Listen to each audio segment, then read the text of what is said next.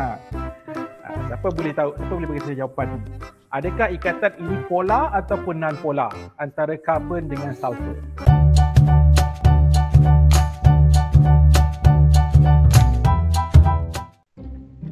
Alright, okay. Assalamualaikum warahmatullahi wabarakatuh and good morning guys. Assalamualaikum.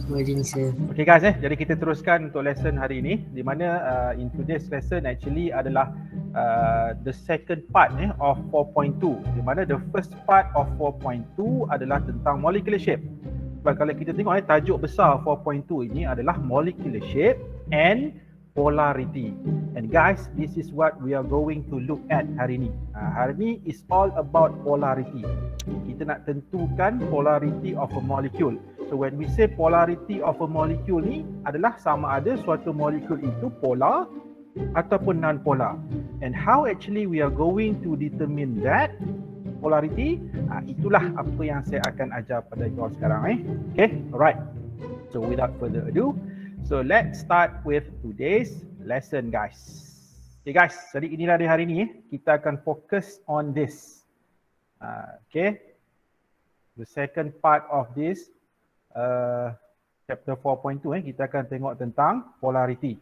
Okay, dan untuk permulaan ini kita akan teruskan dengan 4.2D, di mana guys at the end of this 4.2D, apa yang you guys akan belajar adalah I'm going to explain to you apa yang dimaksudkan dengan bond polarity, itu yang pertama.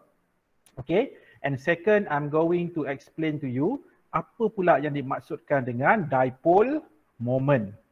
Dipole moment. Alright, so kita start yang pertama dulu guys. Apakah itu bond polarity? Okay, so bond semua orang tahulah kan, bond itu adalah ikatan. So when we say polarity, polarity means kekutuban guys. Kekutuban maksudnya berkutub lah. Berkutub means dia ada positive pole dan dia ada negative pole. Maksudnya untuk suatu ikatan yang polar guys, so dia akan ada apa tahu? Dia macam ni. Sekiranya dalam suatu bonding, kan, dalam suatu bonding itu dia melibatkan atoms yang mempunyai different electronegativities. So apa berlaku? Ikatan yang terhasil between these two atoms with different electronegativities, dia akan menghasilkan suatu ikatan berkutub ataupun what we call as polar bonds. Okay, contoh dia macam ni guys. Okay, for example so katakanlah kita ada suatu satu ikatan antara for example hidrogen dengan fluorine. Kan, hidrogen dengan fluorine. Kita tahu kan, fluorine adalah the most electronegative atom. Kan, hidrogen adalah less electronegative than fluorine. Jadi apa berlaku? Kawasan dekat fluorine ini akan jadi partially negative. Remember kita pernah bincang benda ni sebelum ni kan? Okay, partially negative. And dekat hydrogen akan jadi partially positive. So when this happen guys, kita akan katakan apa tahu? Kita akan katakan this bond here, the covalent bond between hydrogen and fluorine yang terbentuk ini, so this bonding here adalah suatu polar bond. Suatu ikatan berkutub. Okey, dan macam mana kita nak tunjukkan dalam this diagram, macam mana kita nak tunjukkan this polar bond? Kita akan gunakan satu arrow yang dikenali sebagai polar arrow guys. Anak panah berkutub. So, macam mana rupa polar arrow ini? Saya tunjukkan dengan besar supaya semua orang nampak. Macam inilah dia.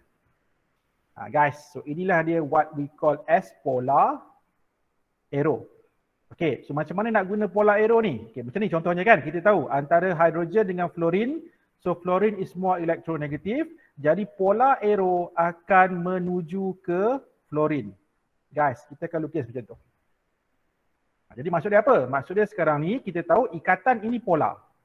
Maksudnya ikatan antara hydrogen dengan fluorine adalah suatu ikatan covalent yang polar ataupun it is a polar bond. So bila dia adalah polar bond, kita boleh katakan the whole molecule of hydrogen fluoride ini adalah polar molecule. Okay guys tak apa, kita tengok beberapa contoh yang lain. Okay, ni kita buat sama-sama guys. Nanti saya akan cuba tanya. Saya akan pick randomly, saya nak you guys jawab.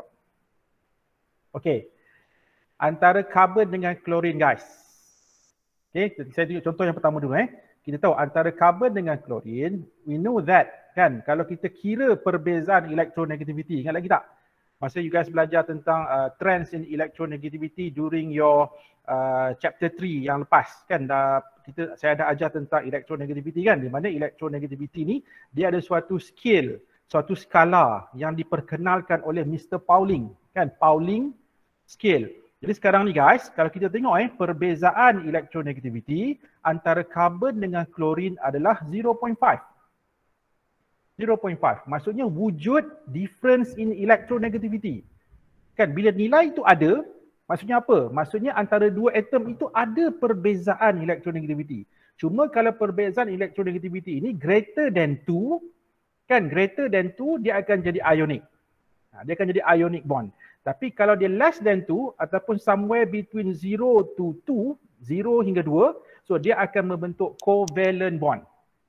Okay, covalent bond. Right, jadi sekarang ni kalau kita tengok kan, antara karbon dengan klorin, kalau kita kira lah, sebenarnya you guys tak wajib pun kira benda ni, cuma saya sengaja tunjukkan lah untuk tujuan perbincangan kita ni. Okay guys, so kita tahu dia punya difference in electronegativity adalah 0.5. So ini menunjukkan apa? Ini menunjukkan between these two, carbon and chlorine, ada perbezaan electronegativity. Okay guys, saya nak tanya, antara carbon dengan chlorine, which one is more electronegative? Chlorine. Chlorine kan? Chlorine is more electronegative. So since chlorine is more electronegative, kita tahu this bond kat sini terbentuk secara perkongsian elektron. Remember covalent bond kan? Tapi disebabkan oleh chlorine is more electronegative, elektron yang dikongsi di sini untuk membentuk covalent bond ni akan banyak bertumpu pada chlorine. Sebab chlorine itu lagi kuat menarik elektron. Faham So bila ini berlaku guys, dekat chlorine dia akan jadi partially negative, dekat carbon dia akan jadi partially positive. So what do you guys see here? Wujudnya two different poles. Nampak tak? Ada dua kutub yang berbeza. Satu kutub yang partially negative, satu kutub yang partially positive. Jadi meaning that antara carbon dengan chlorine ini guys, berlaku perbezaan kutub. Kan berlakunya ada dua kutub yang berbeza. So bila ada dua kutub yang berbeza, ini menjadikan apa tahu? Ini menjadikan ikatan yang terbentuk antara karbon dengan klorin. This bonding adalah ikatan yang polar ataupun polar bond. Dan ingat lagi macam mana kita nak gambarkan ikatan itu adalah polar? We are going to use polar arrow. So polar arrow tu ke arah mana? Dia akan pergi kepada siapa yang more electronegative. So in this case guys, so kalau kita gambarkan menggunakan polar arrow, macam inilah dia, rupa polar arrow dia. Ingat arrow tu dia mesti pointing kepada which atom yang more electronegative. Okay, and since the bond is polar, so kita boleh katakan, okay, ikatan itu adalah polar bond lah ataupun ikatan berkutub guys. Okay, this is the first example. Let's move on to the next example. Okay, the next example, what do we have here adalah suatu ikatan covalent between carbon and fluorine. Okay guys, kalau kita tengok pula between carbon and fluorine. Guys, fluorine, semua orang dah tahu by now kan, fluorine adalah the most electronegative atom. Okay, yang paling electronegative adalah fluorine. Jadi apa berlaku dekat sini? When this fluorine is bonded to a carbon atom, dan kita tahu carbon atom ini adalah less electronegative than fluorine. And since fluorine is more electronegative, what happened? When these two share their electrons, the shared electrons akan banyak bertumpu kepada fluorine. Sebab fluorine is more electronegative. So in this case, kan kalau kita, kalau saya tunjukkan jugalah kalau tadi antara C dengan Cl, perbezaan electronegativity 0.5. Tapi kita tengok sekarang ni, antara carbon dengan fluorine, guys nak tahu berapa dia punya perbezaan electronegativity? Dia punya nilai dia adalah 1.5. Jadi nampak tak apa berlaku kat sini? See, the difference adalah higher than carbon dengan chlorine. Sebab apa? Sebab fluorine, kalau kita compare dengan chlorine, fluorine is more electronegative than chlorine. Guys, sekarang kita tahu dua-dua ini electronegativity dia tinggi. Kan, fluorine dan chlorine kalau kita compare dengan carbon lah.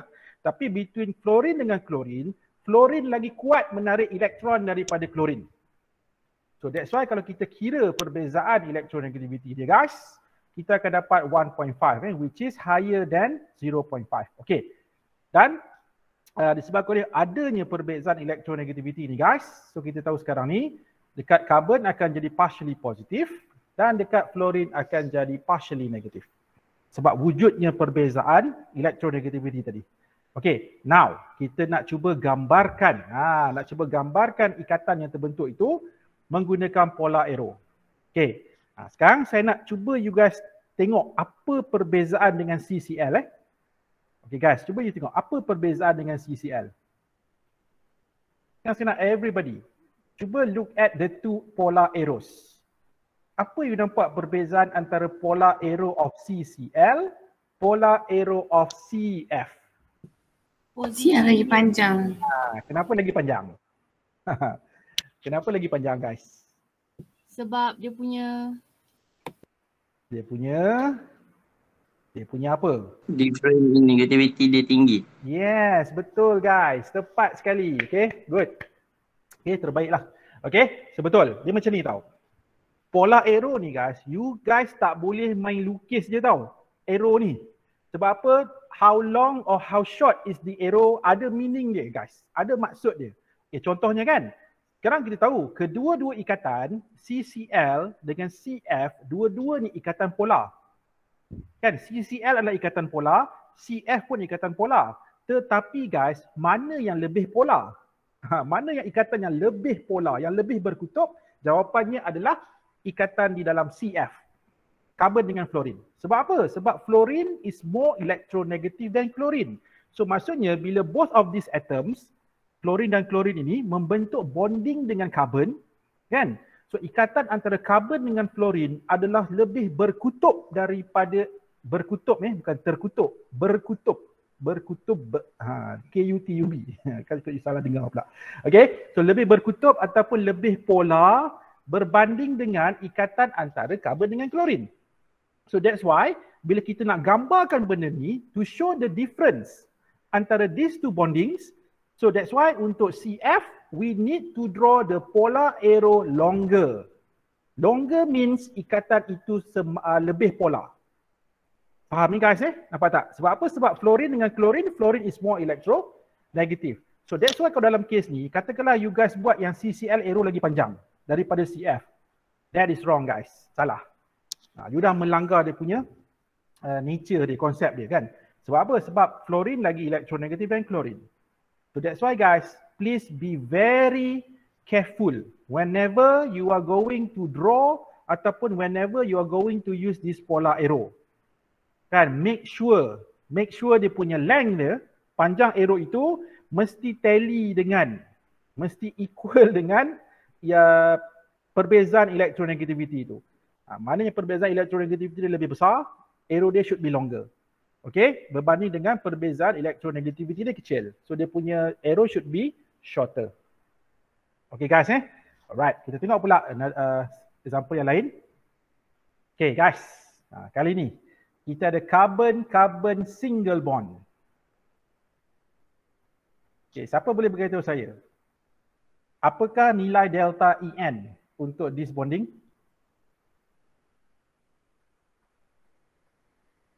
Berapa guys? Simple je ni. Zero. Zero lah. Kan zero. Sebab dua-dua atom yang sama electronegativity. Kan? Dia punya bilangan tu sama. Contohnya carbon 2.5. Satu lagi carbon pun 2.5. 2.5 minus 2.5 you akan dapat zero. So in this case, since dia punya difference in electronegativity is zero, apa maksud dia guys? The bonding yang terbentuk adalah non-polar bond. Jadi perlu tak kita tunjukkan polar arrow? Guys, perlu tak tunjuk polar arrow? Tak perlulah, kan? Tak perlu. Sebab nama pun polar arrow. Polar arrow tu untuk ikatan yang polar. Jadi kalau ikatan tu tidak polar, untuk apa kita nak tunjukkan polar arrow? Okay, ini contoh yang ketiga. CS. CF bond. Carbon sulfur bonding ni. Okay. Siapa boleh beritahu saya? Ikatan antara carbon dengan sulfur, is it polar ataupun non-polar? Non-polar. Okay. ada yang kata non-polar. Right, dia macam ni guys. Dia macam ni. Untuk CS ni, siapa yang kata non-polar pun betul, siapa yang kata polar pun betul. Dah sudah apa pula ni kan, dua-dua pula ni, polar atau non-polar. Dia macam ni. Untuk CS ni, CS bonding ni guys, dia agak ni sikit tau. Dia ada satu grey, dia dalam grey area lah. Maksudnya grey area kan. Maksudnya dia nak kata polar pun polar, non-polar pun ya. Sebab apa? Sebab dia macam ni. Antara carbon dengan sulfur ni guys, dia punya perbezaan elektronegativity dia agak kecil tau. Dia nak kata macam ni, dia bukanlah kosong, tetapi dia menghampiri zero. Kalau kita kira dia punya perbezaan delta En dia, tapi ada setengah buku dia akan kata delta En dia kosong. Tapi ada juga in some references, dia kata nilai delta En dia bukan totally zero tak, dia almost zero, menghampiri zero. Okey, menghampiri zero. So dalam kes ini, okey, ada yang berpendapat mengatakan okey, ikatan ni adalah non-polar. Okey, so dalam kes ini kita katakan ikatan ni non-polar. Tapi kalau if you guys ask me, tanya saya akan lebih kepada pandangan yang satu lagi. Apa? Dia bukan totally non-polar, dia adalah slightly polar. Guys, slightly polar. Tahu tak slightly? Maksudnya sikit je. Dia punya polarity tu sikit je. Dia punya sangat-sangat kecil dia punya polarity. Tapi adakah bermaksud dia tidak polar? Tak, dia polar. Tetapi polarity dia itu adalah very, very small. Jadi untuk case CS ni guys, kalau you guys nak kata dia non-polar pun betul. Okay, kalau you guys nak kata dia polar pun betul. Tetapi kalau you guys nak kata dia polar, you guys kena mention tentang dia adalah slightly polar. So meaning that, katakanlah kalau kita lukis dia punya polar arrow, so polar arrow dia pendek je guys. Macam saya nak lukis ni. Polar arrow dia sangat pendek. Kan, sangat pendek. Akan lebih pendek daripada CCl ni. Dia punya polar arrow dia. Sebab apa? Sebab dia punya bond itu, dia bukanlah kita katakan dia totally non-polar, tidak. Dia adalah slightly polar. So that's why kalau kita gambarkan dia punya polar arrow, so polar arrow tu biasanya akan dilukis dengan sangat pendek dia punya panjang. Dia punya length dia, length of this arrow. Okay, so dia agak ni sikit lah. Sebab tu saya kata dia berada pada grey area tadi. Maksudnya dia boleh jadi non-polar. Dia boleh, ada juga pandangan mengatakan dia adalah slightly polar. Okay, jadi depends lah pada you all. Kalau you guys nak kata dia non-polar pun betul. You guys nak kata dia slightly polar pun betul. Tak ada masalah kat situ. Okay, so I hope there is no issues here. Next pula guys, molecular polarity. Tadi, just now, awal-awal tadi kita bincang tentang polarity of a bond. Polarity of a covalent bond. For example, kan, polarity ikatan. Sekarang ni guys, kita akan pergi beyond that. Kita akan pergi pula kepada polarity of a molecule. Of a molecule. Tadi polarity untuk ikatan di dalam molekul. Sekarang kita nak lebih besar lagi. Kita akan see a bigger picture right now. Kita akan tengok pula untuk the whole molecule. Sama ada polar ataupun non-polar. Okay. So sekarang ni guys, the polarity of a molecule, dia ditentukan oleh apa tahu? Dia ditentukan oleh the net charge of the molecule. Okay, net charge of the molecule. Sekiranya molekul itu mempunyai net charge dia adalah imbalance, tak seimbang. Ataupun kita katakan dia punya net charge dia not equal to zero. So apa berlaku adalah kita akan katakan the whole molecule is polar. The whole molecule is polar. Tetapi let's say kalau molekul tersebut dia punya net charge dia adalah balance. Okay, net charge adalah balance. So kita akan katakan the whole molecule is non-polar. Okay, so for example, so here I'm going to use this molecule. Nampak tak sekarang ni dekat screen ni kalau you guys tengok. So ini adalah contoh molekul apa tahu? Chloromethane, CH3Cl. Saya lukis kat bawah ni lah. CH3Cl. Okay guys, cuba you guys tengok. Kalau based on this molecular formula, kan, CH3Cl ni, so kalau kita draw the Lewis structure, apa Lewis structure dia guys? Kita akan ada, saya lukis kat atas ni CH3Cl. Okay, cuba you guys kira ni, ada berapa electron pairs around central atom? Guys, ada berapa electron pairs? 1, 2, 3, 4. So there are 4 electron pairs around carbon atom. Guys, saya nak tanya lagi, apakah class of molecule untuk chloromethane ini? Ingat lagi, class of molecule A, B, 4. Guys, kalau A, B, 4, apa dia punya molecular shape? Apa molecular shape dia? Tetrahedral. Tetrahedral. So that's why kalau you guys tengok, the molecular shape of chloromethane ini, dia adalah tetrahedral. Okay, ataupun kalau saya lukis kat sini, dia macam ni. Dia punya molecular shape dia tetrahedral. Ingat lagi tetrahedral berbentuk tripod stand kamera tu kan. So kita ada CH3Cl. Ingat dia, tetrahedral shape molecule. Okay, jadi sekarang kita tahu chloromethane adalah suatu molekul yang mempunyai bentuk tetrahedral. Alright. Dan kita tahu kan sekarang ni antara carbon dengan chlorine, kan, between carbon and chlorine is more electronegative than carbon. So apa berlaku? Carbon akan jadi partially positive, chlorine akan jadi partially negative. Okay guys, kita dah pernah bincang benda ni sebelum ni. Saya tak, dalam lesson yang lepas lah. Okay, saya pernah cerita pada you all kan. Bila berlakunya ketidakseimbangan ini, contohnya bila berlakunya satu atom more electronegative than the other. So apa berlaku? Bila the electrons are shared, kan, bila elektron dikongsi, elektron yang dikongsi tersebut akan pergi towards which atom yang more electronegative. So that's why apa berlaku? Chlorine jadi partially negative. Sebab apa? Sebab elektron akan banyak bertumpu pada chlorine. Dan kalau you guys tengok dekat diagram bawah ini, nampak tak? Kawasan dekat chlorine ni, ini Cl warna apa? Warna merah tau. Warna merah. So warna merah ni menunjukkan apa? Menunjukkan kawasan dekat chlorine ini guys, dia adalah kaya dengan elektron. Ataupun what we call as electron rich region. Sebab tu dia adalah partially negative. Sebab elektron akan banyak bertumpu pada chlorine instead of carbon. Okay. And then kalau kita tengok pula dekat carbon, since carbon adalah partially positive, so ini menjadikan kawasan dekat carbon ini, dekat CH3 lah, dekat CH3 ini, this region adalah electron poor. Kurang elektron. Okay, kurang elektron.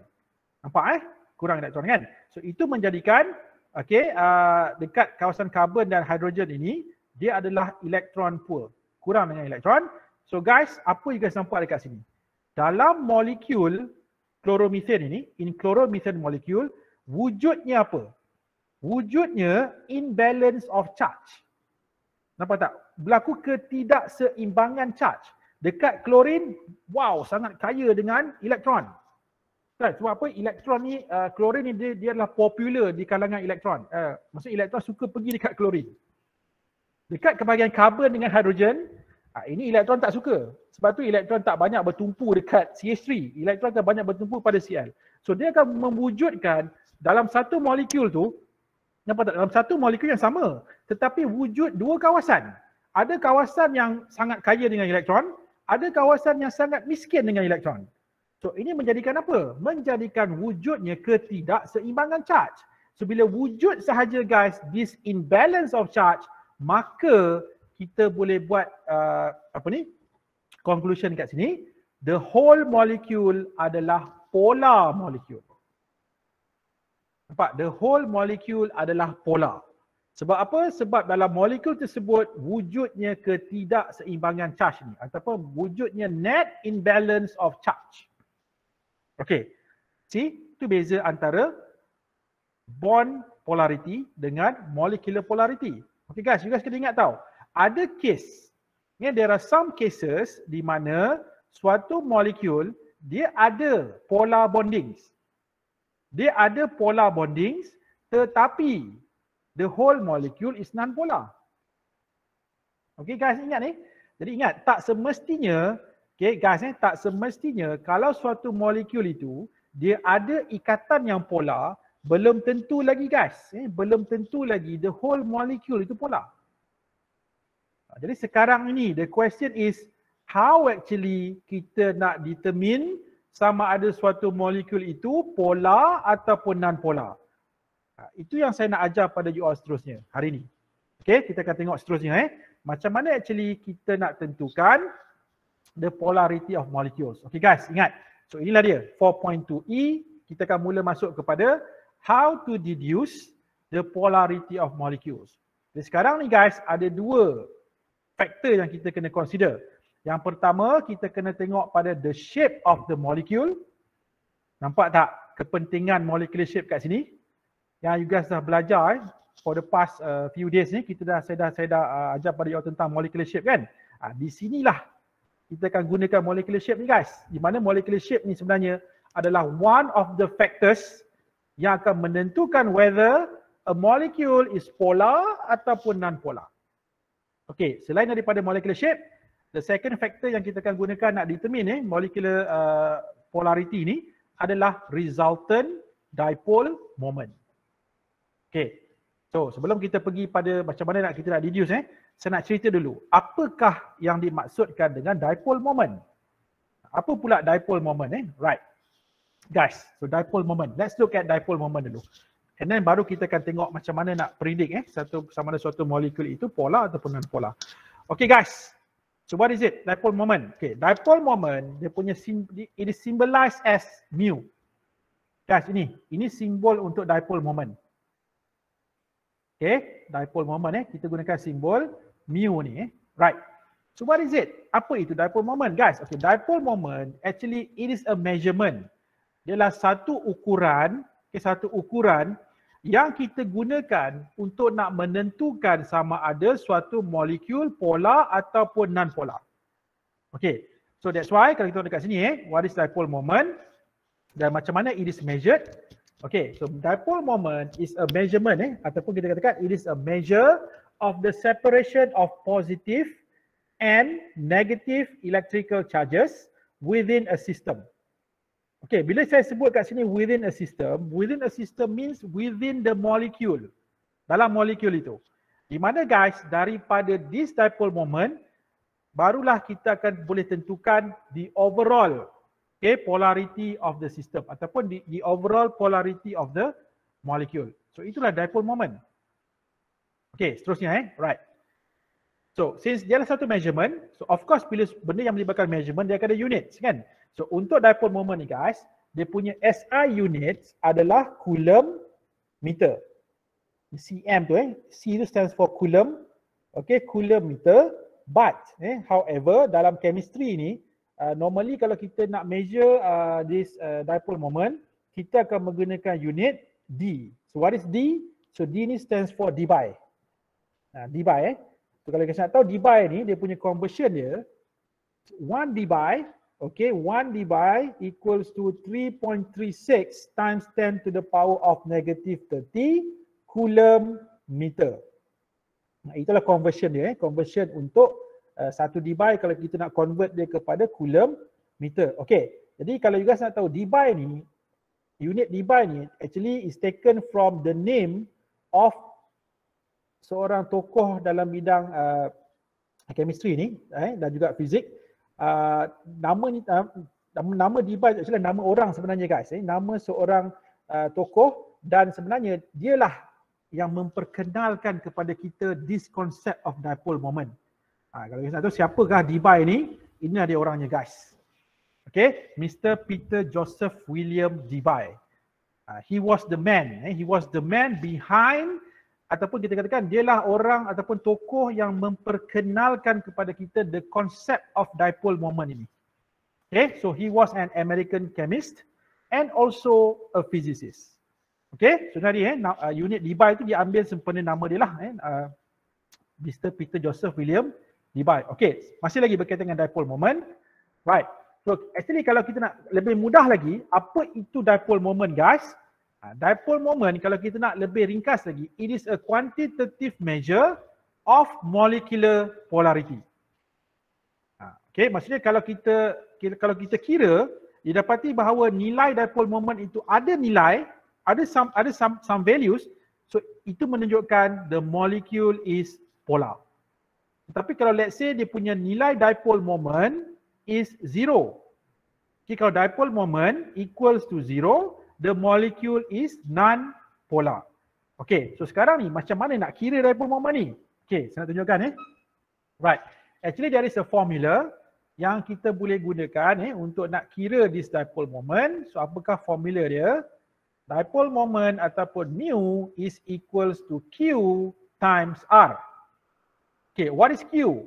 So Q ni adalah charge, okay, charges, and R adalah distance between the charges. Contohnya kalau kita ambil contoh lah, katalah kita ambil contoh CCl bond tadi kan.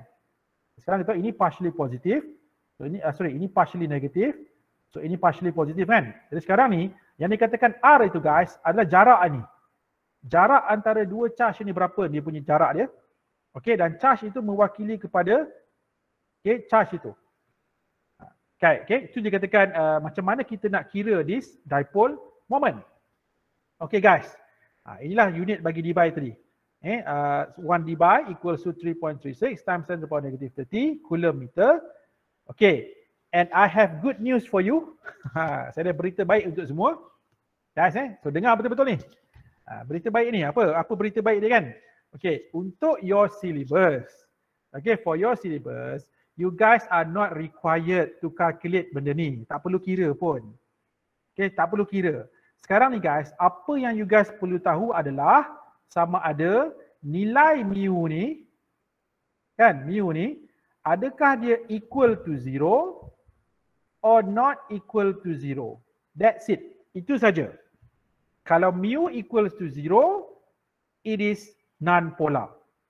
Mu not equal to 0, dia adalah polar. Cuma sekarang macam mana kita nak tahu kan? Macam mana kita nak tahu tanpa mengira? Macam mana kita nak tahu tanpa mengira nilai mu ini kosong ataupun not equal to 0? Tak apa, nanti saya akan tunjukkan lepas ni. Okay, right. And then kalau you guys tengok pada you punya tutorial 4.2, there is a question there, question number 3A, di mana dia minta you guys define dipole moment. So inilah dia. Okay, definition untuk dipole moment. Okay, so saya tak bincang lah saya dah terangkan kan apa itu dipole moment. Okay guys, terusnya. Okay, jadi sekarang ni kenapa dipole moment ni wujud? Kan dipole moment ini dia akan arise when there is differences, bila berlakunya perbezaan electronegativity. Sebab apa? Sebab bila berlakunya perbezaan electronegativity antara two atoms dalam satu bonding, so dia akan menyebabkan apa? Dia akan menyebabkan wujudnya separation of charges. Kan dia akan berlakunya perbezaan charge. Ada yang partially negatif, ada yang partially positive. Jadi sekarang ni apa kaitan delta En ini dengan dipole moment? Ni macam ni tau guys. Kalau nilai delta En itu besar, ataupun kita katakan when the difference in electronegativity is greater ataupun larger, so nilai dipole moment juga akan getting bigger. Contohnya lah, kalau antara CCl, kan antara CCl tadi dengan CF. Sekarang kita tahu kan, CF dia punya delta En adalah delta En lebih besar berbanding dengan delta En untuk CCl. So maksud dia apa? Maksudnya CF dia punya dipole moment adalah greater than dipole moment untuk CCl. Itu maksud dia. Ingat the bigger dia punya nilai delta En, so dia punya dipole moment juga akan lebih besar. So that's why kalau kita cuba gambarkan menggunakan polar arrow, that's why polar arrow dia akan lebih panjang. Longer polar arrow sebab dia punya nilai dipole moment dia lebih besar. Okey, seterusnya guys.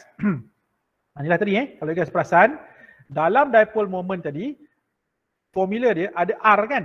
Ada R, distance itu. Sebab apa? Sebab jarak antara charge juga mainkan peranan guys. Okey, jarak di antara charge juga memainkan peranan dalam penentuan dipole moment tadi. Okey. And then seterusnya adalah resultant dipole moment. Okey, apakah pula resultant dipole moment? Dia macam ni. Okay, saya dah beritahu kadang-kadang ada dalam satu molekul dia ada polar bondings. Okey, maksudnya bila ada polar bondings, dia akan ada dipole moment. Maksudnya setiap bonding tu guys, setiap polar bonds, Okay, setiap polar bonds akan ada dipole moment masing-masing. Akan ada dipole moment dia. Tetapi in order for us to nak decide sama ada suatu molekul ataupun the whole molecule is polar ataupun non-polar, kita kena tengok pada apa? Kita guys kena tengok pada resultant dipole moment. So resultant dipole moment ni maksudnya keseluruhan itu. Keseluruhan dipole moment dalam molekul itu, kita akan tengok dia punya keseluruhan dia. Kalau dia punya resultant dipole moment equal to 0, molekul itu non-polar. Tapi kalau resultant dipole moment not equal to 0, kalau equal to 0 tadi non-polar So kalau not equal to 0, kita akan katakan the whole molecule adalah polar molecule. Okey, seterusnya saya akan ajar pada you all pula macam mana caranya untuk kita nak tentukan this resultant dipole moment. Jangan risau guys, senang je benda ni Senang je, jangan ni sangatlah. Okey. Alright. So sekarang ni untuk kita nak determine guys this resultant dipole moment, kita akan berdasarkan kepada dua benda. Yang pertama, kita kena tengok pada the molecular shape of the molecule. Sebab tu saya bagi tahu sebelum ni kan. Molecular shape adalah asas kepada penentuan sama ada suatu molekul polar ataupun non-polar. So that's why guys, you guys kena draw it right.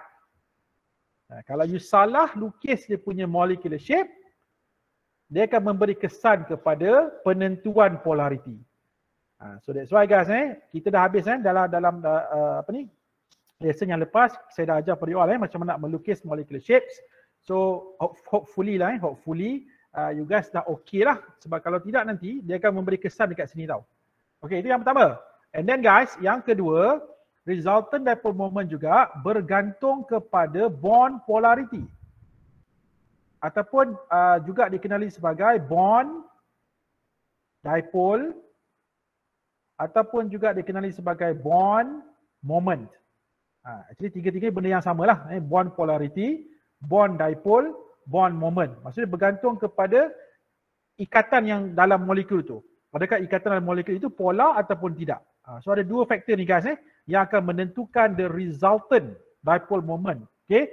And then saya dah bagi tadi kan, dia ada dua nilai sahaja yang guys perlu tahu, sama ada mu greater than 0 ataupun kita katakan mu not equal to 0. So kalau not equal to 0, it is a polar molecule. Tetapi kalau mu is equals to 0, it is a non-polar molecule. Okay, right now saya akan ceritakan, saya akan explain to you guys in details using a few examples. Okay, macam mana kita nak tentukan sama ada suatu molekul itu polar ataupun non-polar. And I hope you guys pay attention betul-betul Okay, sebab saya takut nanti you guys lost pula. Right, sekarang ni guys kita nak tengok macam mana nak tentukan suatu molekul itu polar ataupun non-polar menggunakan resultant dipole moment. Okay, so sebelum saya detailkan, dia macam ni tau guys. When we say resultant dipole moment ni, dia punya konsep dia sama macam apa yang you guys belajar dalam physics tau. Kan dalam physics you guys belajar tentang vector. Ingat lagi tak tentang vector Okay, actually the concept of resultant dipole moment ni, dia macam sama macam the direction of the vector quantity yang you guys belajar dalam physics tu. Okay, contohnya so here I'm going to use one example. Okay, saya nak gunakan contoh yang paling mudah dan dekat dengan you all. Apa? So here I'm going to use water molecule. Okay guys, ingat lagi kan water molecule, you guys dah melukis water molecule ini dalam lesson yang lepas kan? Guys, water molecule, apa dia punya bentuk molekul dia? Anyone? Do you still remember what is the shape of a water molecule? Kalau kita lukis Lewis structure, water molecule, HOH ni. Nampak guys, water molecule ada berapa electron pairs? Ada 4 electron pairs yang terdiri daripada 2 bonding pairs, 2 lone pairs guys. So dia punya class of molecule apa ni? A, B, 2, E2. Guys, A, B, 2, E2 bentuk apa? Bentuk apa guys kalau A, B, 2, E2 ni? Kalau according to Vesper theory. Bentuk apa? V-shape. V-shape ataupun band kan? Di mana daripada Vesper teori kita tahu water molecule has a band shape ataupun has a V-shape ataupun band lah, bengkok. That's why kalau kita draw kan dia akan jadi macam ni lah. Okay. Ni lone pair ni terpulang lah. Kalau you guys nak buat lone pair dalam bentuk loop pun boleh, tak ada masalah. You nak buat loop macam ni pun boleh. Okay. Right. Nampak So dia ada bentuk band. Di mana bond angle dia berapa degrees guys? Berapa degrees? Ingat lagi tak bond angle untuk water molecule? Guys, 4 electron pairs. Kalau 4 electron pairs, arrangement dia apa? Electron pairs arrangement. Guys, kalau 4 electron pairs, apakah dia punya electron pairs arrangement? Tetrahedral.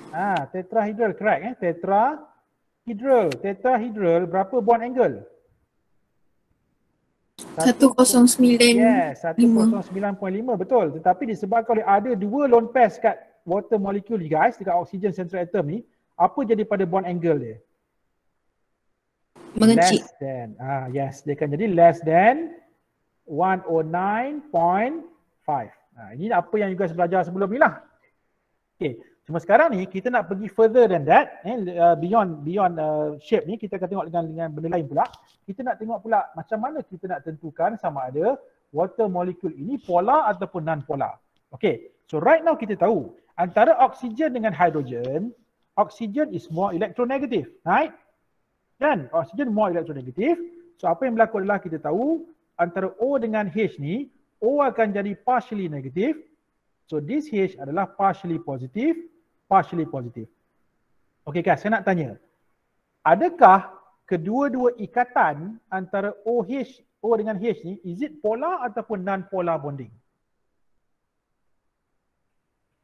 Guys, the two bonds between oxygen and hydrogen, are the two bonds polar or non-polar bonds? Polar. Yes. Polar lah sebab dia berbeza electronegativity. Guys ingat berbeza sahaja, ada sahaja perbezaan electronegativity, automatically the bond becomes polar. Okay, tanpa ragu-ragu, the bonds adalah polar. Dalam case water ini, the two bonds adalah polar. So bila the two bonds adalah polar, remember macam mana kita tunjukkan kedua-dua ikatan itu adalah polar? Nak menggunakan apa? Kita akan buat macam ni ke? You buat arrow macam ni? Polar bond. So sini pun you buat arrow polar bond. Adakah kita akan buat macam tu? Kita akan buat apa? Kita guna arrow apa? Polar arrow. Polar arrow. Gunakanlah polar arrow kan? Jadi dalam kes ni, kita akan tunjukkan using polar arrow. So bila kita tunjukkan polar arrow, kedua-dua arrow itu akan pointing pergi pada oksigen. Pada oksigen. Kan? Pada oksigen. Central atom oksigen. Okay. Guys. Sekarang ni. Saya nak tanya. Kan? Bila masa you guys belajar vektor dalam fizik. Ingat lagi tak? Kalau let's say guys. You ada satu objek. There is one object. Katakanlah apa benda ni. Katakanlah suatu bola lah. Suatu bola. Okay. Kita tarik dia pada two direction. Satu ke arah kiri ke sini. Satu ke arah kanan macam ni. Dan this object ditarik pada same amount of forces. Daya yang sama. Katakanlah ini ditarik 10 Newton. Ini pun 10 Newton. Guys, saya nak tanya. This ball akan bergerak ke mana? Ke mana? Kalau you guys belajar vektor, ingat lagi tak? You guys akan buat apa? You guys akan buat dotted line macam ni. And then macam ni. And then resultant dia ke mana guys? Resultant dia akan bergerak ke atas kan? Betul tak? Masa bola ini, kalau you tarik dia, dia akan bergerak ke depan lah ataupun dia akan bergerak ke atas. So meaning that dia punya resultant movement dia, ada ke tak ada? So resultant ni ada, maksudnya objek itu akan bergerak.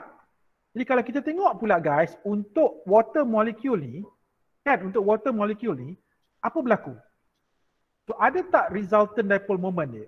Ada nilai ke tak ada nilai? Dalam kes ini kita akan dapati dia punya resultant dia ataupun arah pergerakan elektron yang ditarik itu akan ke mana? So dia akan pergi towards ni tau.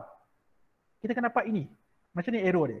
Okey, sekarang ni saya nak terangkan ni apa beza arrow warna biru ni, polar arrow, the blue coloured polar arrow dengan red coloured polar arrow. Okay, right. Okay guys, the red coloured polar arrows ni, ini untuk setiap bonding, setiap polar bonds. Every polar bonds dia ada dia punya polar arrow. So ini polar arrow untuk this bond, ini polar arrow untuk this bond. Okay, so sekarang apa pula warna biru ni? Polar arrow warna biru ni, ini menunjukkan dia punya resultant dia. Resultant dipole moment. So in this case, dia punya resultant dipole moment adalah towards ke atas ataupun towards oxygen. Sebab tu dia punya arrow dia ke atas macam ni. So ini menunjukkan apa? Ini menunjukkan these two dipole moments ataupun these two bond moments ataupun these two bond dipoles, kan ada dia ada banyak nama okay, do not cancel each other out. Okay, do not cancel each other. So bila dia do not cancel each other, so what can we say about the resultant dipole moment? So in this case, the resultant dipole moment is not equal to 0. Nampak tak guys? You guys tak perlu kira pun. Tak perlu pun you nak apply yang Q times R tadi. Tak perlu. Just kita tengok macam ni saja. Okay, so in this case, resultant dipole moment is not equal to 0. So when resultant dipole moment is not equal to 0, therefore, what can we say about water molecule? Water molecule is a polar molecule.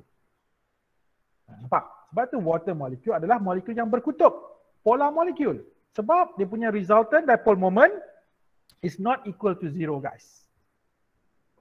Okay? So clear ke jadi makin pening ni? Tak apa, kita tengok contoh lain. Ada banyak lagi example yang saya akan tunjukkan pada you all. Jangan risau. Okay, seterusnya. Guys, jadi kesimpulannya dekat sini kita tahu that's why molecular shape itu dia mainkan peranan. Molecular shape itu actually adalah salah satu faktor yang akan tentukan sama ada suatu molekul itu polar ataupun non-polar. Okay, tak apa. Let's look at a few more examples. Alright. Okay, so here saya nak gunakan contoh yang paling simple dulu. Okay guys, iodine molecule. Okay, so let's look at iodine molecule. So iodine molecule, kalau you guys draw dia punya structure, so inilah dia iodine molecule. Okay guys, iodine molecule. Ada tak perbezaan electronegativity kat sini? Tak ada. Tak ada kan? Kita akan dapati dia punya delta EN is 0. So bila kosong, jadi tak perlulah kita nak consider ada atau tak ada polar arrow. Memang tak ada lah. Sebab dalam kes ini kita tahu dia punya dipole moment dia adalah 0. Kan? Because there is no, apa kita katakan, dia tidak ada perbezaan electronegativity. So that's why dia punya dipole moment juga adalah 0. So therefore what can we say about this iodine molecule?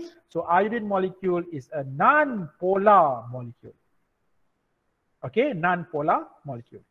Alright, ni saya rasa you semua faham kan? Ni tak ada masalah sangat kan? Ni simple je. Okay, seterusnya guys. How about iodine monochloride ataupun ICL?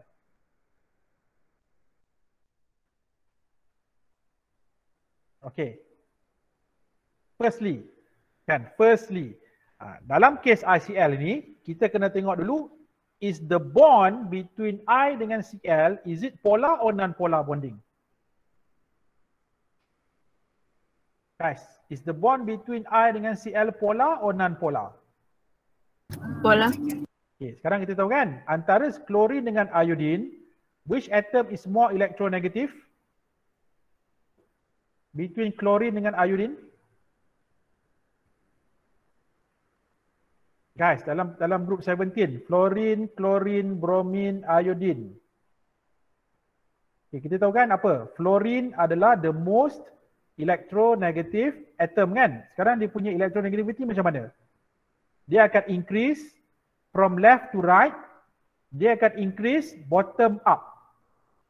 Ingat kalau kita move from left to right, electronegativity increase. Kalau kita move bottom up, daripada bawah ke atas, electronegativity juga akan increase. So right now between iodine dengan chlorine, Which one is more electronegative? Is it chlorine or iodine?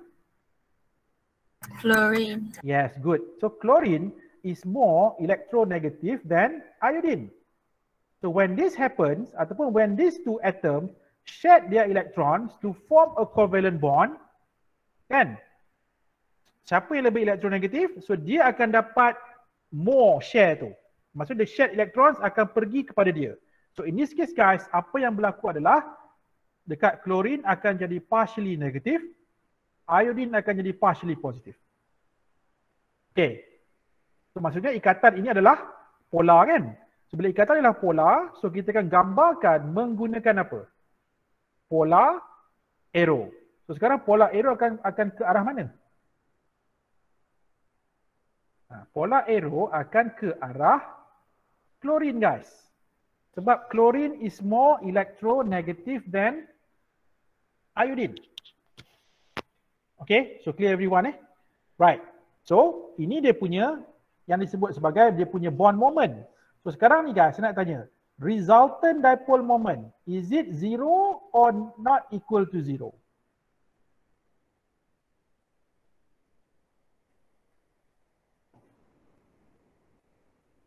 Resultant dipole moment dia kosong ke ataupun bukan kosong?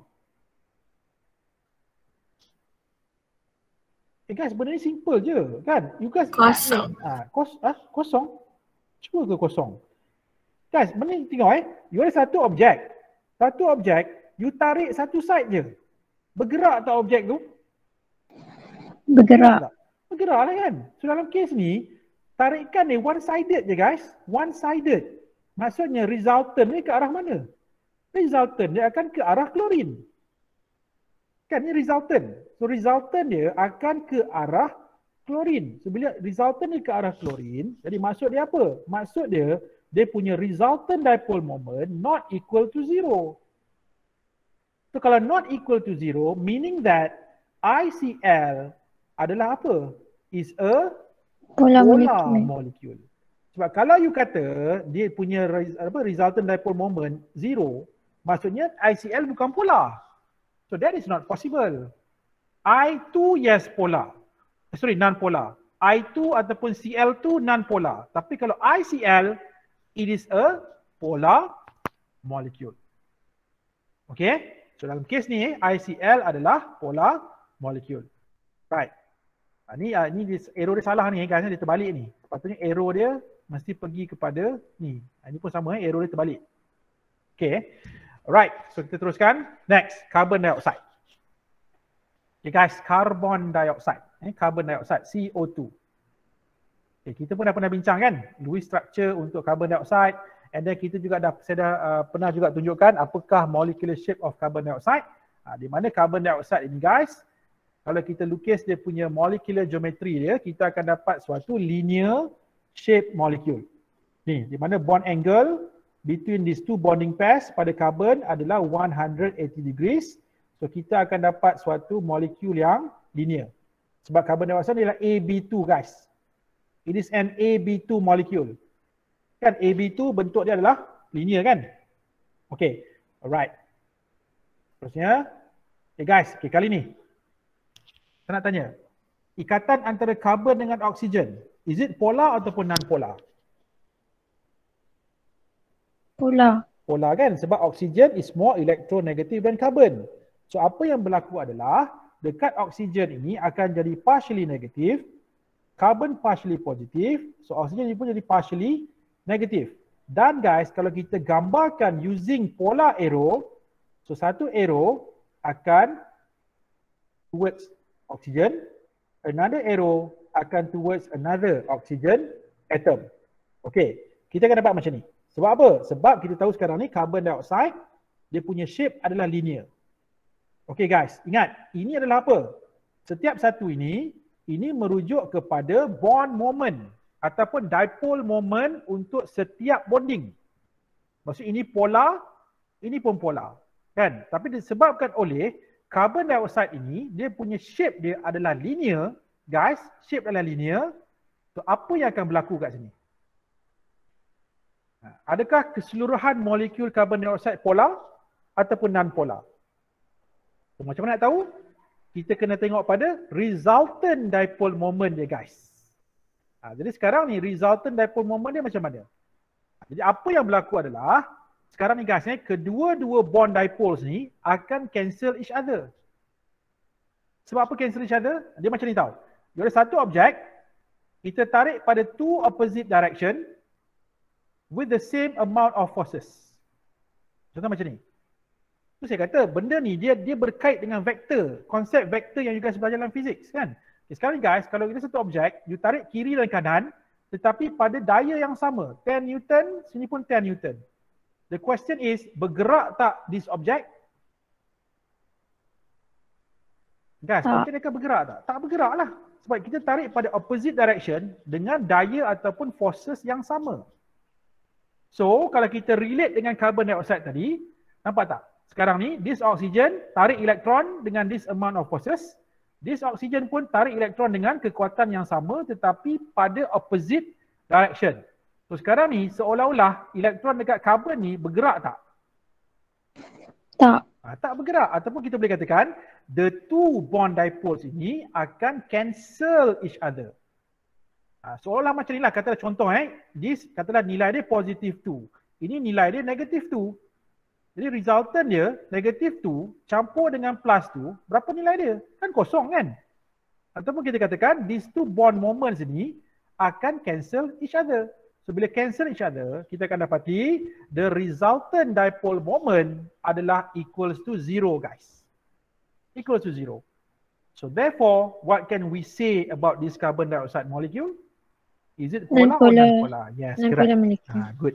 So maksudnya carbon dioxide is a non-polar molecule. Okay, it is a non-polar molecule. Alright, so let's move on to the other example. Guys, kita tengok pula carbonyl sulfide. Carbonyl sulfide. Okay, so kalau kita draw dia punya Lewis structure, carbonyl sulfide ni, dia macam ni. Kita akan ada,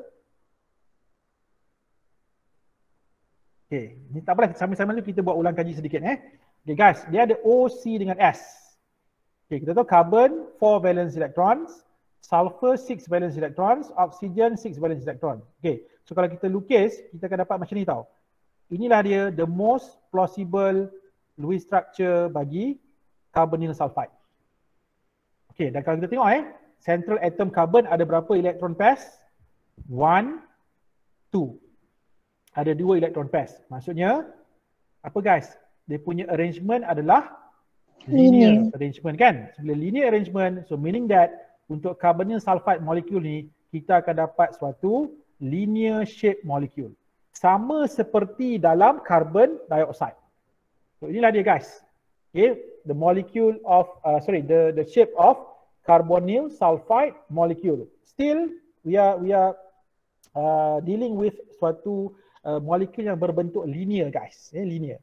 Okay, sekarang kita tengok pula in terms of the bond polarity in each of these two bondings. Okay, carbon dengan oksigen tak ada masalah. Ini kita dah bincang tadi kan. Maksudnya this bonding, okay, alright. So this bonding kita tahu polar. Kan ikatan ini polar. Right, so how about C dengan S? Macam familiar je kan C dengan S ni. Ingat tak awal-awal tadi? Yang jadi agak controversial sikit awal-awal tadi kan. CS bonding ni guys. Polar ke non-polar? CS polar ke non-polar? Boleh dua-dua. Boleh dua-dua. Tapi dalam konteks perbincangan kita sekarang ni, kita anggap dia polar juga. Kita anggap dia polar. Okay, walaupun dia slightly polar, tetap kita anggap dia polar. Maksudnya ini pun polar, so this bond pun polar. Tetapi walaupun dua-dua polar guys, dua-dua polar. Tetapi ikatan antara C dengan S adalah less polar berbanding dengan ikatan C dengan O. So that's why kalau kita gambarkan this polarity of these two bonds using polar arrows, dia akan jadi macam ni. Nampak tak? Satu tu pendek, arah lain. Satu lagi panjang, opposite direction. Nampak berbeza dengan CO2 tadi kan? Okey, dan kali ni guys, kalau kita cuba kaitkan dengan bola tadi, kalau tadi dua-dua opposite direction pada daya yang sama. Kali ni sebelah kiri kita tarik 10 Newton, sebelah kanan kita tarik let's say berapa? 5 Newton. Bola ni akan bergerak ke arah mana? Kiri ke kanan? Kiri. Yes, bola akan bergerak ke arah kiri. So dalam kes konteks carbonyl sulfide ni, so you rasa resultant dipole moment wujud ke tidak? Wujud. So wujud ke arah mana? Kiri. Yes, dia akan towards oxygen. Sebab oxygen itu yang lebih kuat menarik elektron. So dia akan pergi towards oxygen. So in this case, the resultant dipole moment akan pergi to the left lah. Dia akan towards oxygen. So meaning that resultant dipole moment ada nilai. Ada nilai dan nilai dia adalah not equal to 0. So bila not equal to 0, so kita katakan dalam kes OCS ni ataupun carbonyl sulfide ni, since dia punya shape adalah linear, so therefore the two bond dipoles ataupun the two bond moments do not cancel each other out. Dia tak cancel antara satu sama lain. Dia tak macam CO2. CO2, kedua-dua tak akan cancel each other. Tapi dalam kes ini, the two bond dipoles do not cancel each other. So therefore guys, kita akan katakan the resultant dipole moment is not equal to 0. And finally, kita boleh kata apa? Kita boleh katakan that this carbonyl sulfide is a polar molecule. Okay, nampak? Tu saya katakan tadi tak semestinya guys tak semestinya kalau suatu molekul itu ada polar bonding, belum tentu dia adalah polar molekul. Macam kes carbon dioxide, nampak? Carbon dioxide dia ada dua ikatan polar. Tetapi the whole molecule is non-polar. Tapi carbonyl sulfide dia ada dua polar bonding dan molekul dia juga adalah polar. Sebab tu kita kena tengok pada molecular shape. So molecular shape itulah yang akan menentukan sama ada this bond moments ataupun this polar bondings ni, dia punya bond moment itu cancel each other ataupun tidak. So kalau dia cancel each other, molecule, the whole molecule akan becomes non-polar. Tapi kalau dia do not cancel each other, meaning that resultant dipole moment itu ada nilai wujud, so dia akan jadi polar molecule. Okay, tak apa, kita tengok pula contoh yang lain. Guys, so let's look at BF3.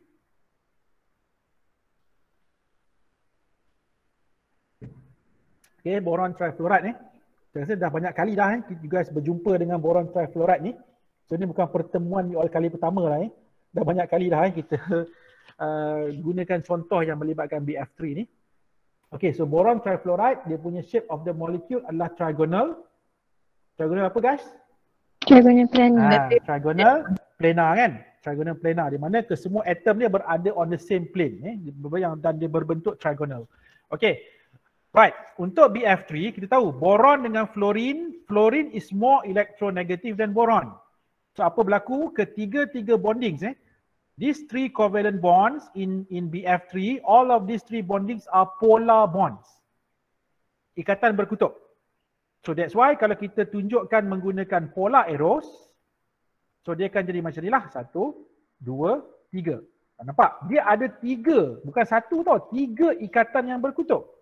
Okay, but since BF3 ni, dia punya shape dia trigonal planar, so apa berlaku? These three bond moments, these three bond moments akan cancel each other. Sebab apa? Kalau kita guna contoh bola tadi, tarik pada 3 direction yang berbeza with the same amount of forces. 10, 10, 10 Newton contohnya kan? So bergerak tak this ball? Tak bergerak. Maksudnya apa? Ketiga-tiga daya ini akan cancel each other. So menjadikan this ball ataupun this object is not movable. Kan? Objek itu tak bergerak pun. Sama juga kes dalam BF3 ni guys. Walaupun ikatan ni polar, tapi ketiga-tiga ikatan polar ini, dia punya bond dipoles akan cancel each other out. Dia akan cancel each other.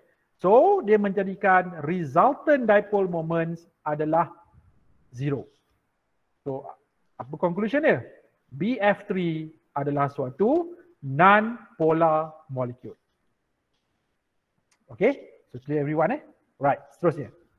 Right, seterusnya adalah, let's look at another example. Okay, nampak macam sama tapi tengok betul-betul nilai ni. Tadi kita ada BF3.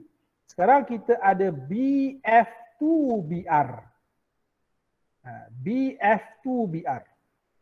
Ataupun secara umumnya kita sebagai boron trihalide. Boron trihalide molecule. Okay guys. So sekarang ni kita ada dua jenis electronegativity. Perbezaan electronegativity. Yang pertama antara boron dengan fluorine. Boron dengan bromine. Okay, kita tahu between fluorine and bromine, fluorine is more electronegative than bromine.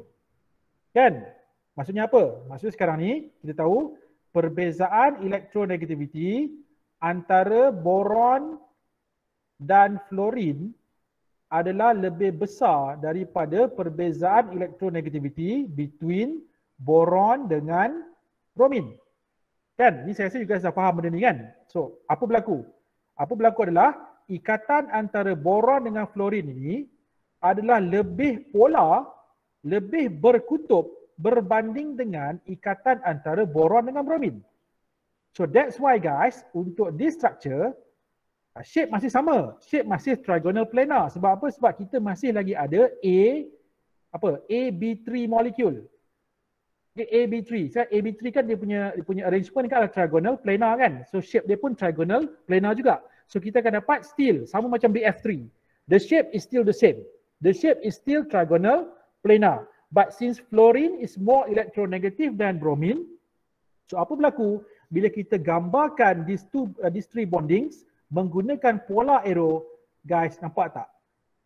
Guys nampak dekat sini. This arrow, these two arrows, these two polar arrows adalah longer than this arrow. Sebab apa? Kan kita bincang tadi kan sebelum ni, awal-awal tadi. Fluorine lebih elektronegatif dan bromine. Bila lebih elektronegatif, maksudnya dia punya polar arrow tu ataupun dia punya kekutuban, dia punya kekutuban ikatan itu, the polarity of the bonding between boron and fluorine is much greater than between boron dengan bromine. So that's why dia punya arrow dia lebih panjang. Okay, so kali ni pula guys, cuba kita gunakan contoh tadi kan. Kita gunakan contoh objek tadi. Okay, sekarang kalau kita tengok, kenapa resultant dia towards fluorine? Kenapa tak? Dia punya arah ni. Kenapa resultant dia ke arah kedua-dua fluorine ni? Sebab dia macam ni. Kalau kita tengok case dia, kalau bola tadi, guys, satu kita tarik ke atas like this, 10 Newton. And then you tarik pada this direction, 10 Newton. And then satu lagi direction, kita tarik pada daya 5 Newton. So objek ni akan bergerak ke mana? So bukankah objek ini akan bergerak towards this direction? Kan, ni kalau you guys buat dia punya vektor kan? Okay, nampak? So dia akan bergerak ke arah this direction.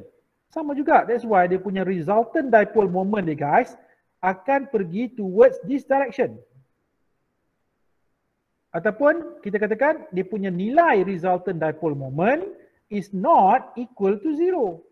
So bila not equal to 0, so apa kesimpulannya dekat sini? Kesimpulannya adalah this molecule BF2BR, is it polar ataupun non-polar? Polar. Yes, so dia akan jadi suatu polar molecule. Why? Because the three bond dipoles do not cancel each other due to the shape of the molecule. Trigonal planar. Nampak tak? Sebab tu dia tak cancel each other. Okay, sorry, dia akan cancel each other, sorry. Dia akan cancel each other. Okay. Sorry, apa saya cakap ni? Sekejap guys, saya nak betulkan balik. Biasalah. You guys ni adalah kelas yang kedua. Pagi tadi saya dah satu kelas dah ni, sambung dengan kelas you all pula kan. Okay. So dia dah jadi cacah marba dah boleh sebut. Okay, saya ulang balik sekali lagi. Sekarang ni BF2BR shape dia trigonal planar. Tetapi disebabkan oleh ketiga-tiga bond dipoles itu do not cancel each other. Sebab itulah dia punya resultant dipole moment dia, guys, dia akan jadi not equal to 0.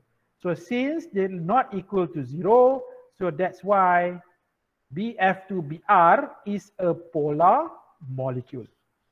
Kalau BF3 tadi dia cancel each other. Sebab tu BF3 adalah non-polar. Tapi kalau BF2BR, it is a polar molecule. Okay guys, jadi dengan beberapa contoh ini, so hopefully akan memberikan lebih kefahaman lah kepada you all. Okay, tak apa. Seterusnya guys, kita cuba tengok beberapa soalan. Alright, so let's move on to your tutorial 4.2, question number 3. State the factors affecting the polarity of a molecule. Okay, dia minta state kan, jadi state ni nyatakan saja tanpa explanation lah. Kalau deduce, you guys kena explain. Tapi kalau state, just bagi tahu saja apakah the factors. Alright, so state the factors that affect the polarity of a molecule. Kalau kita ada dua kan. So apakah yang pertama? The first factor adalah molecular geometry guys. Sama ada suatu shape itu dia linear ke, dia adalah trigonal planar, tetrahedral, trigonal bipyramidal, seesaw. Okay, semua tu guys, all the 13 shapes. Shapes itu mainkan peranan tau. Sebab shape itulah yang menentukan arah bond moment itu. Sama ada dia akan cancel each other ataupun do not cancel each other. Sebab itu molecular geometry dia memainkan peranan guys. Ini yang pertama. Dan dia bukan setakat molecular geometry saja. Dia ada juga yang kedua, faktor yang kedua adalah electronegativity juga. Contohnya macam tadi kan, antara BF3 dengan BF2BR. Dua-dua shape sama kan? Tetapi apa yang membezakan? Electronegativity yang membezakan. Nampak tak? BF3 walaupun trigonal planar, dia adalah non-polar. Tetapi BF2BR, dia trigonal planar juga, tapi dia adalah polar molekul. Sebab apa? Sebab berbeza electronegativity tadi. So dia akan mempengaruhi. Okay, dia punya bond moment itu dia tidak akan cancel each other. Okay, so these are the two factors guys. Molecular geometry dan juga electronegativity of the bonded atoms. Right, seterusnya. Okay, so kita dah sampai kepada penghujung of this lesson. So let's summarize. Kita buat sedikit rumusan lah, rumusan apa yang you guys dah belajar so far setakat lesson hari ini. Okay guys. Jadi kalau kita tengok kita tahu molekul sekarang ni kita boleh pecahkan kepada dua. Sama ada suatu molekul itu polar ataupun non-polar. So right now kita tengok dulu macam mana kita nak tahu sama ada suatu molekul itu non-polar. Apa ciri-ciri suatu non-polar molekul? Okay, ingat. A molecule will be non-polar. Yang pertama bila tahu? Apabila the bonds are non-polar. Ini obviously you guys tahulah. Kan? Contohnya macam apa? Macam Cl2, I2, F2. Kan? Maksudnya ikatan ni sendiri adalah non-polar. So bila ikatan ni non-polar, confirm lah the whole molecule akan jadi non-polar. Okay? So ini yang pertama. Alright. Okay, yang kedua, apa lagi ciri-ciri non-polar molecule? Okay guys, a molecule will be non-polar if, yang seterusnya, there is no lone pair around the central atom. Nampak Tidak ada lone pair pada central atom and then all the surrounding atoms are the same. Apa contoh dia? Contoh dia macam BF3 tadi. Nampak? BF3 dia tak ada tau. Dia tak ada lone pair dekat boron. There is no lone pair boron dan ketiga-tiga surrounding atom dia adalah atom yang sama. So apa akan berlaku? BF3 adalah non-polar molecule. Okey, contoh yang kedua BF2BR yang kita bincang tadi tu, nampak tak? Dia tak ada lone pair. Tak ada lone pair dekat central atom boron. Tetapi dia punya surrounding atom berbeza. Dia ada dua fluorine atoms, dia ada satu bromine atom. So that's why BF2BR adalah polar molecule. Nampak Itu ciri-ciri dia guys. Ingat ciri yang kedua, suatu molekul akan jadi non-polar sekiranya dekat central atom tidak ada lone pair dan kesemua atom dia adalah sama. Okay? Right. Satu lagi kes macam carbon dioxide kan. Carbon dioxide pun sama juga. Dia tak ada lone pair dekat carbon dan dia punya surrounding atom adalah dua atom yang sama. Tapi kalau carbonyl sulfide, carbonyl sulfide adalah polar molecule kan. Itu yang contoh yang saya tunjukkan tadi. Okay, so ini ciri-ciri untuk non-polar. Okay, seterusnya guys. Sekarang kita tengok Okay, untuk molekul yang polar pula. Untuk molekul yang polar, dia senang je. Dia sebenarnya nak kenal molekul polar ni lagi senang daripada nak kenal non-polar. Sebab apa guys? Ciri-ciri suatu molekul yang polar ni, kalau guys perasan, dia akan ada lone pair electrons dekat central atom. Guys, dekat central atom ni ada lone pair. Normally ataupun usually, Okay, molekul yang mempunyai central atom yang ada lone pair, dia akan jadi polar. Okay, contoh dia apa tahu? Ni, for example, ammonia. Guys, beri kita tengok ammonia. Ammonia is a polar molecule. Nampak? Ammonia dekat central atom ada lone pair. In fact guys, kalau kita tengok dia punya resultant ni ke mana ni? Dia punya resultant dia adalah towards nitrogen. Ataupun kita katakan dia punya nilai resultant dipole moment not equal to 0. Kan, sebab itu ammonia adalah suatu polar molecule. Contoh lain apa? Water molecule tadi guys. Nampak dia ada berapa lone pair dekat central atom? Dia ada 2 lone pairs. See, bila ada 2 lone pairs, see apa berlaku kita dah bincang tadi kan? Water molecule juga, dia punya resultant dipole moment dia adalah towards oxygen. Maksudnya dia punya nilai mu is not equal to 0 juga kan? So maksudnya water juga adalah suatu polar molecule. Cuma guys, dia ada exception kat sini. There are a few exceptions. Maksudnya apa tahu? Maksudnya ada juga case di mana central atom ada lone pairs tetapi dia jadi non-polar. Okay, dia jadi non-polar. Okay, di mana berlakunya macam ni? Okay, untuk exception ni guys, dia berlaku dekat mana tahu? Dia akan berlaku yang pertama dalam case ini.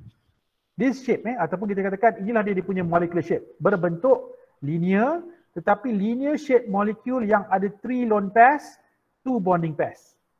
Okay guys, dalam case ini apa yang berlaku adalah walaupun dia ada 3 lone pairs tetapi the whole molecule adalah non-polar. Sebab apa?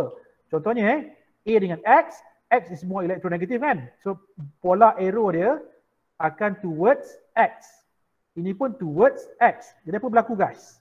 These two polar arrows ataupun these two bond moments akan cancel each other. So bila cancel each other, apa berlaku? Dia punya nilai mu akan jadi equal to 0. Kan, equal to 0. Okay, ini case yang pertama. Case yang kedua berlaku pada, ini pun you guys recently baru dalam lesson yang lepas kan baru belajar ni kan. Apa bentuk ni guys? Siapa ingat? So what is the shape, the name of this shape of molecule? Ini adalah the last shape of molecule you guys belajar apa? Square planar. Ni dah square planar kan, square planar yang berlaku pada octahedral arrangement yang mempunyai 4 bonding pairs, 2 lone pairs. Okay guys, ini pun sama. Kalau dalam case macam ni, square planar, okay, square planar, walaupun ada atas dan bawah ada lone pair, tetapi kalau kita tengok dia punya 4 bond moments itu, see, 1, 2, 3, 4, ini akan cancel each other. So, bila cancel each other, so that's why kita akan dapat mu dia juga akan kosong. So that's why untuk these two cases guys, okay, dia adalah non-polar. Contohnya apa? Contohnya macam xenon tetrafluoride lah yang saya tunjukkan pada dalam in the last lesson kan. Xenon tetrafluoride, kita akan dapati xenon tetrafluoride actually walaupun there are 2 lone pairs around central atom, tetapi the whole molecule itself adalah non-polar molecule because the 4 bond moments between xenon and fluorine ini dia akan cancel each other out. So that's why the whole molecule of XeF4 adalah suatu non-polar molecule. Okay guys So these two are the exceptions. Jadi ingat tak semua molekul yang central atom ada lone pair akan jadi polar. Dua case ini dia akan jadi non-polar guys. Okay, right. Okay, seterusnya. Okay, last question untuk hari ini. Okay guys, let's look at question 3C.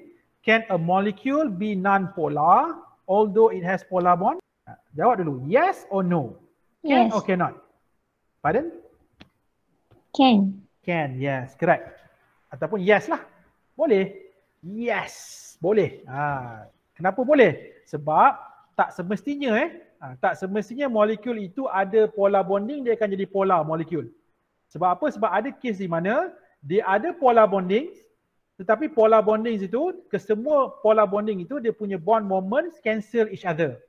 Nampak tak? That's why dia akan jadi non-polar molecule.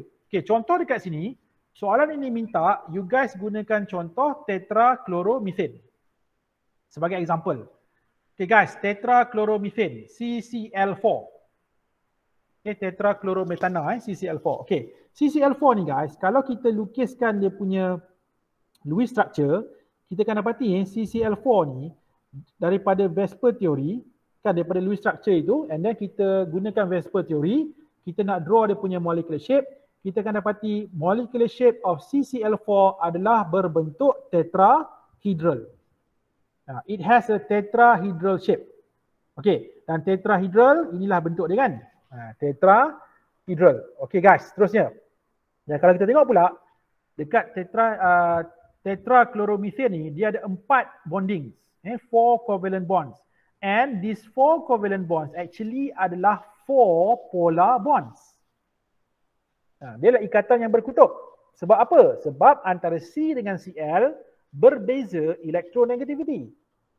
Kan, di mana carbon dengan Cl, chlorine is more electronegative than carbon. That's why chlorine akan jadi partially negative, carbon akan jadi partially positive. And since these 4 bonds are polar bonds, so maksudnya kita akan ada 4 polar arrows. Okay, nampak tak guys? Kita akan ada 4 lah polar arrows kat sini. Dan keempat-empat polar arrows ni, dia punya bond moment dia sama.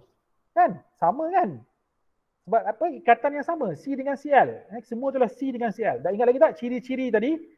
Ciri-ciri non-polar molecule, central atom tak ada lone pair dan kesemua atom adalah sama. Kan?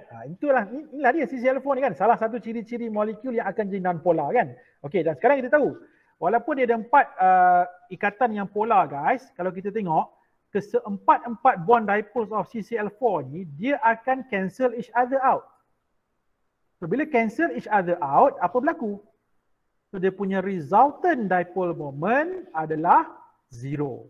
So bila resultant dipole moment adalah 0, so guys, what can we say about the CCl4? Okay, so therefore CCl4 is a non-polar molecule. Nampak tak? Even though, walaupun dia ada apa? Dia ada 4 polar bonds guys. Jadi ingatlah tak semestinya suatu molekul akan jadi polar ataupun akan jadi polar walaupun dia ada polar bonds. Tak semestinya guys. Dalam kes CCl4 ni salah satu contoh buktilah. Dia ada ikatan polar tetapi the whole molecule of CCl4 is non-polar. Okay, kita dah habis dengan 4.2. So in the next lesson nanti guys, insyaAllah kita akan sambung lagi dengan 4.3, orbital overlap and hybridization. Ini satu chapter yang saya rasa agak menarik juga untuk you guys belajar. Okay, so itu saja daripada saya. Assalamualaikum warahmatullahi wabarakatuh. Okay guys, bye. See ya. Jumpa lagi. Thank you sir. Thank you sir. Thank you sir. Sama-sama. Thank you sir. Thank you sir. Sama-sama.